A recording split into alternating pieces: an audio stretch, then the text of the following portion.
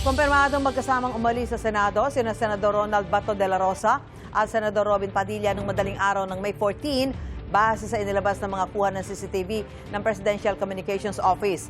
Alam na raw ng PNP-CIDG kung saan pumunta ang SUV na sinakyan nila. Aapila naman ang kampo ni de la Rosa matapos ibasura ng Korte Suprema ang hiling niyang harangin ang pagsisilbi ng arrest warrant mula sa International Criminal Court. Ang tanong ngayon, pwede na bang arestuhin ng gobyerno si de la Rosa? Narito ang unang balita ng kasama nating si Mariz Umali.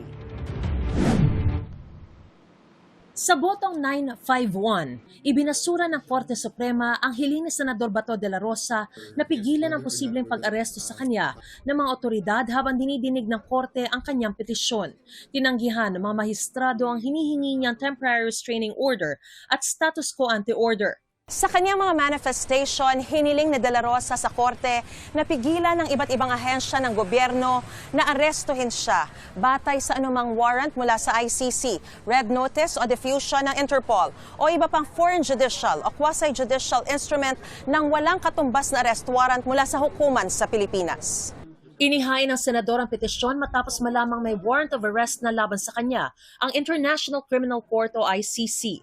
Tinukoy sa de la Rosa bilang co-perpetrator ni dating Pangulong Rodrigo Duterte sa kinakaharap nitong kasong crimes against humanity of murder and attempted murder. Pwede na bang arestuhin si de la Rosa kasunod ng desisyon ng Korte Suprema?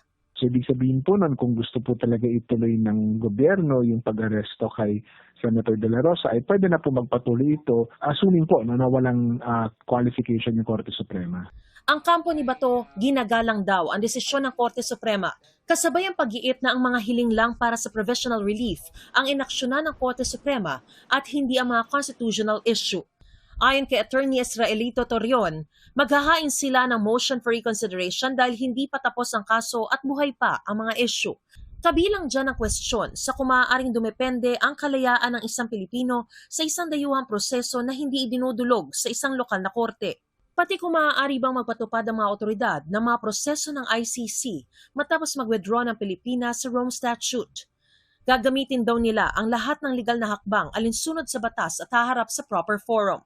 Bago lumabas ang desisyon ng Korte Suprema, inilabas ng Presidential Communications Office ang CCTV footage ng aktual na pag-alis ni Senador de la Rosa sa Senado noong madaling araw ng May 14. Makikitang kasama niya noon si Senador Robin Padilla, pati ang pagsakay nila sa iisang sasakyan paalis ng Senado. Kuha ito sa basement ng Senado patungo sa parking area pasado alas 2 na madaling araw. 3 individuals were identified as follows. The man in white was Robin Padilla.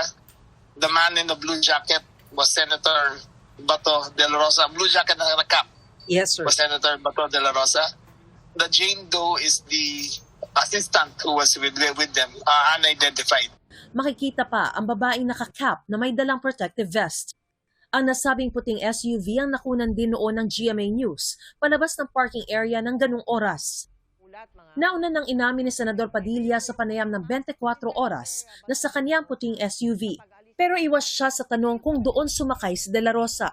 Nakasakay po ba dyan si Senator Bato de la Rosa? Nung nakunan niyan? Antayin na lang po natin, Tita Mel, yung investigasyon. Opo. Pero akin po yan. Sa Senado, tinanong si Padilla tungkol sa inilabas ng CCTV footage. So you confirm, sir, na magkasama po kayo noon nung lumabas po siya sa Senado? Hindi naman AI yun. Sir, saan kayo pumunta after? Senator, saan niyo po hinatid si Senator Bato? Maraming salamat sa inyo. Nakuha nyo na yung gusto niyo, napanood nyo na. Palagay ko naman siguro makatahimik na kayo. Lahat ng tinatanong nyo, naganap na yung investigasyon. So wala na tayo siguro dapat pag-usapan pa. Ang Criminal Investigation and Detection Group o CIDG, matipid din ang mga pahayag tungkol sa CCTV footage. Pero alam daw nila kung saan dumiretso ang SUV matapos lumabas ng Senado. Alam namin kung saan papunta but right now I cannot tell you. Ayon sa Malacanang, napanood na raw ni Pangulong Bongbong Marcos ang mga CCTV footage.